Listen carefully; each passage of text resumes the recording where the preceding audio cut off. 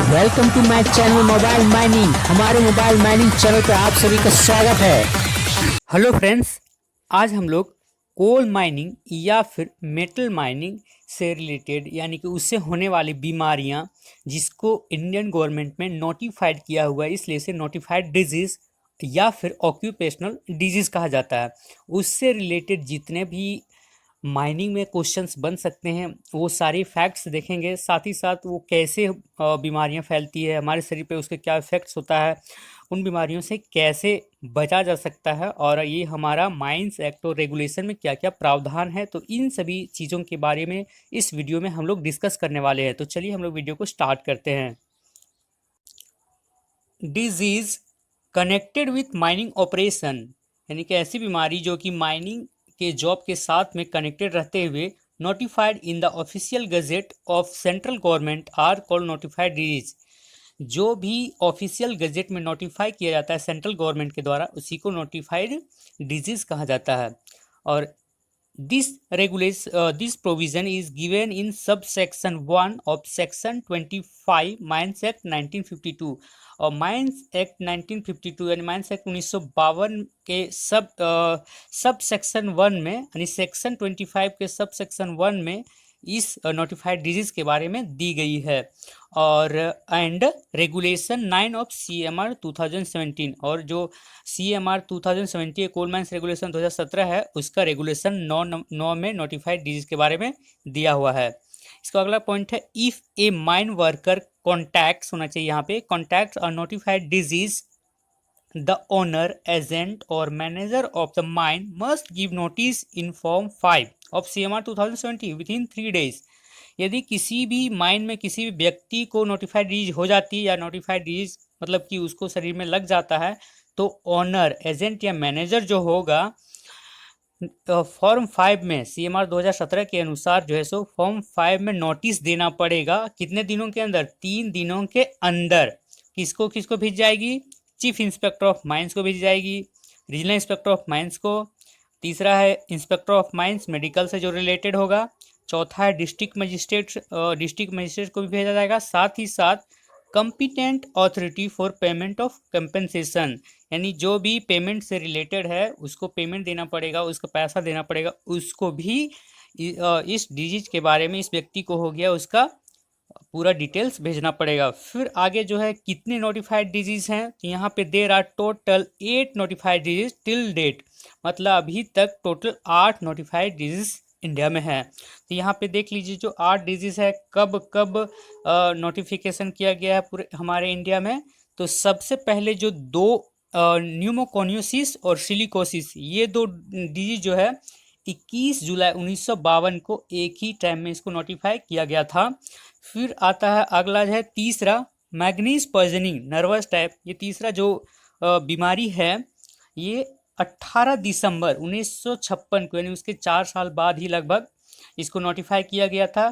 फिर इसके बाद आता है एस्बेस्टोसिस, और पांचवा है cancer of lungs of stomach और द प्लूरा एंड पेरिटोनियम। ये जो दो बीमारी है, पांचवा और छठवां, सॉरी चौथा और पांचवा, ये है 26 जून 1986 को नोटिफाई किया गया है दोनों बीमारी को, यानी कि टोटल कितना हो गया? 5। इसके बाद छठवां नॉइज इंड्यूस्ड हियरिंग लॉस, सातवां है contact dermatitis caused by direct contact with chemicals, और लास्ट आठवां है pathological manifestation due to radium और रेडियो एक्टिव सब्सटेंस। ये दोनों जो बीमारी है, ये 21 फरवरी 1911 को ऑफिशियल गैजेट में नोटिफाई किया गया था। तो टोटल कितने डिजीज? 8 डिजीज हुए, और इनका डेट यहाँ पे दिया हुआ है। अब इस डिजीज के बारे में देखते हैं कि कैसे ये फैलते हैं और इससे कैसे बचा जा सकता है। पहला जो बीमारी है न्यूमोकोनियोसिस, ये किस कारण से होता है? Lung disease caused by inhalation of coal dust among workers employed in mines. जो भी माइंस में एम्प्लॉयड वर्कर होते हैं, जो काम कर रहे होते हैं, कोल डस्ट जो है सो उस कोल डस्ट को अपने इनहेलेशन यानी कि श्वास के द्वारा अंदर लेते हैं, तो उसकी वजह से न्यूमोकोनियोसिस बीमारी जो है सो फैलता है।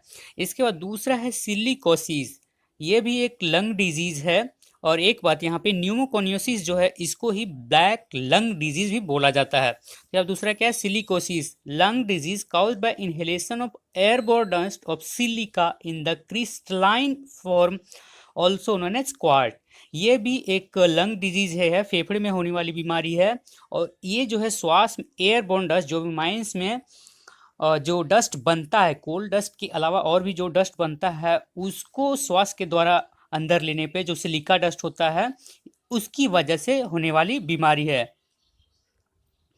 तीसरी बीमारी है मैंगनीज पॉइजनिंग, नर्वस टाइप का जो होता है।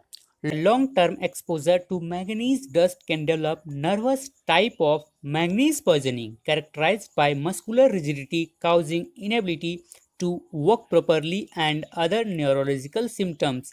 यानी कि लंबे समय तक जो है सो मैंगनीज डस्ट के संपर्क में रहने से उस शरीर में जो होता है, यानी कि अच्छे से वो काम करना, हमारा शरीर जो है सो बंद हो जाता है, यानी वो खड़ा नहीं रह सकता है, उसका शरीर शिथिल पड़ जाता है और न्यूरोलॉजिकल प्रॉब्लम्स उसके शरीर में दिखने लगते हैं। तो ये मैंगनीज पॉइजनिंग बीमारी होती है। इसके बाद चौथी बीमारी asbestosis.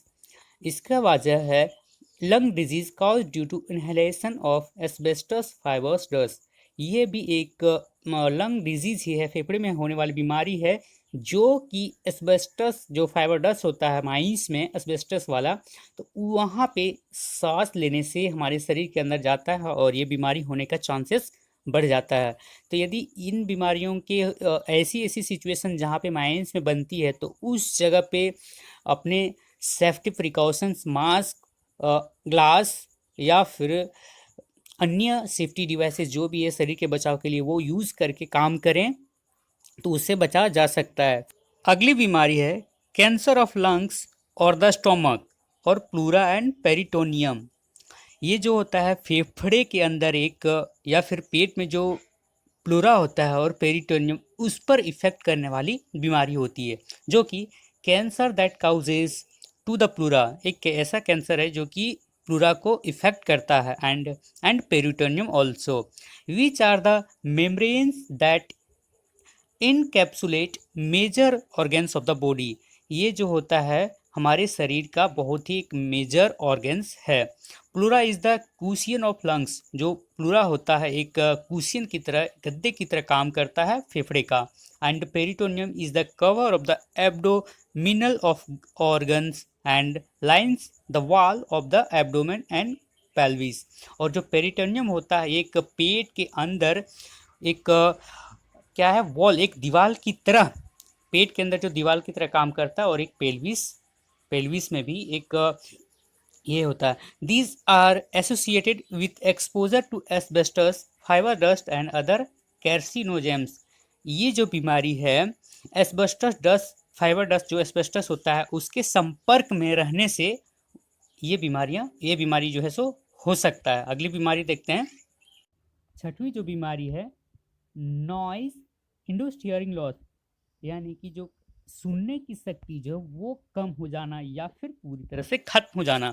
Permanent loss of hearing caused by long term exposure to high levels of noise which develops over the years.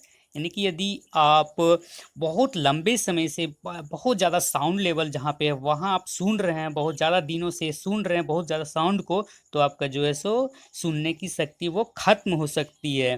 तो उसको noise induced hearing loss disease बोला जाता है। अगली है सातवीं बीमारी contact dermatitis. Contact dermatitis caused by direct contact with chemicals. ये जो होता है हमारे शरीर में केमिकल्स के संपर्क में आने से हमारे शरीर को इफेक्ट करने वाली बीमारी है। आठवां है pathological manifestation. Long term exposure to radio active substance can cause cancers and genetic disorders.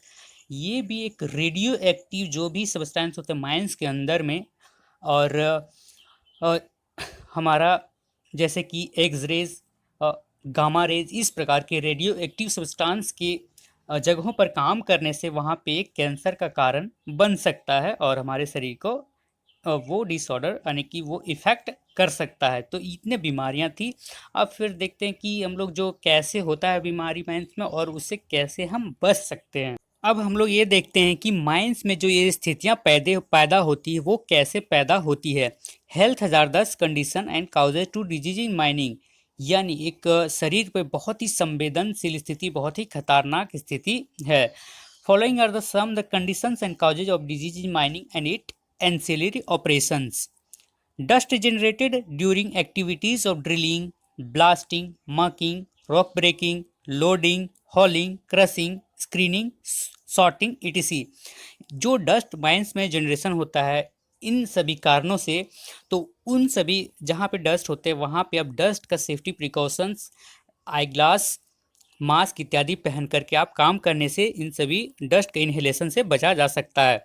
इसके बाद है noxious fumes gases generated due to blasting.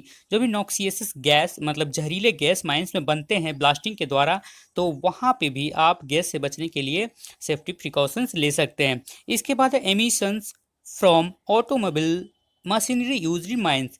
जो भी ऑटोमोबाइल मशीनरी माइंस में इस्तेमाल होता है तो उससे उत्सर्जित होने वाली जो भी धुआं वगैरह होते हैं तो उससे भी आप सेफ्टी प्रिकॉशन से बच सकते हैं। इसके बाद exposure to vibrations due to working on continuous vibrating machines, drill and other equipment.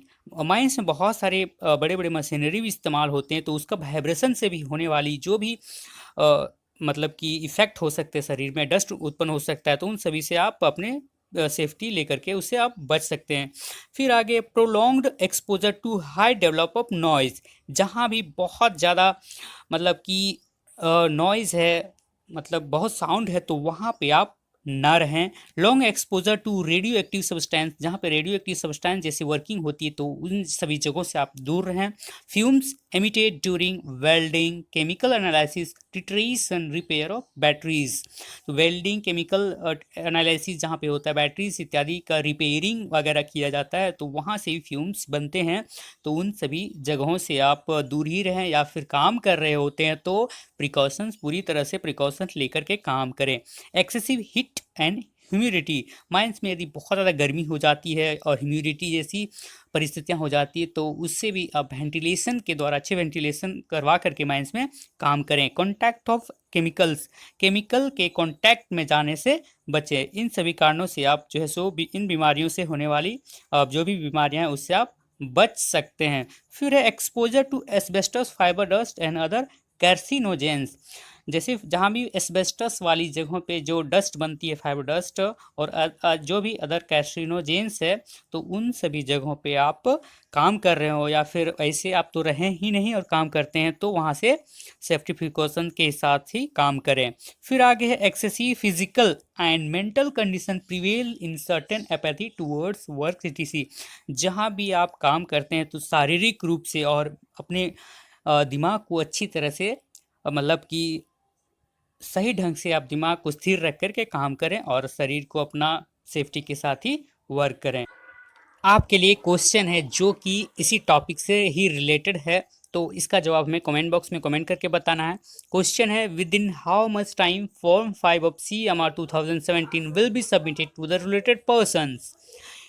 यानी कि जो फॉर्म 5 होता है CMR 2070 का, वो कितने दिनों के अंदर में संबंधित व्यक्तियों को भेजा जाएगा। इसके ऑप्शन है A 1 day, B 3 days, C 5 days और ऑप्शन D है 7 डेज। तो इस क्वेश्चन का जवाब हमें कमेंट बॉक्स में कमेंट करके बताइए, और यदि वीडियोज़ अच्छे लगते हैं तो लाइक भी कीजिए और दोस्तों को बताओ यार।